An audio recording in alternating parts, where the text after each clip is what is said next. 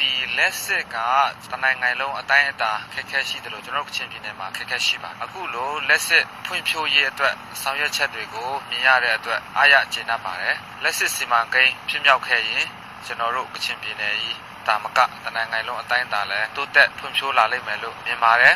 လူငယ်တွေလုပ်ငန်းကိုင်ကန်းတွေရလာမယ်ကျန်းမာရေးလူမှုရေးပြီးရင်ပညာရေးကဏ္ဍမှာတဟုန်ထိုးတိုးတက်လာမယ်လို့ကျွန်တော်မြင်ပါတယ်အခုလိုလိုက်ပြီးတော့ကျွန်တော်တို့အားလုံးကိုခေါ်ယူတယ်ဆွေးနွေးတယ်တင်ပြတယ်အဲ့လိုလှုပ်ဆောင်ခြင်းအပြင်အမြင်တွေပွင့်လာကြပါပြီလူငယ်ကဏ္ဍအနေနဲ့ပြောမယ်ဆိုရင်ကျွန်တော်တို့လူငယ်တွေရဲ့ပညာရေးကဏ္ဍမှာ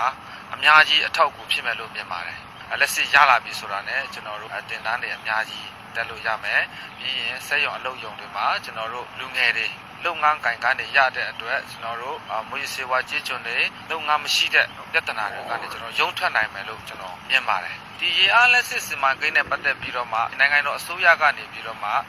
ဖက်ဖက်ကိုလေ့လာပြီးတော့မှဆောင်ရွက်တဲ့လုပ်ငန်းဖြစ်တဲ့အတွက်ကျွန်တော်တို့ကတော့ကြိုးဆိုပါတယ်အခုလိုလက်စစ်ရရှိရေးအတွက်နိုင်ငံတော်ကဥဆောင်ပြီးတော့မှအခုလိုဆောင်ရွက်ချက်တွေအပေါ်မှာကျွန်တော်ကတော့အားရကျေနပ်မိပါတယ်ပြီးတော့လက်စစ်အမြန်ရရှိအောင်စွမ်းဆောင်နိုင်ပါစေလို့လည်းကျွန်တော်ဆန္ဒပြုပါတယ်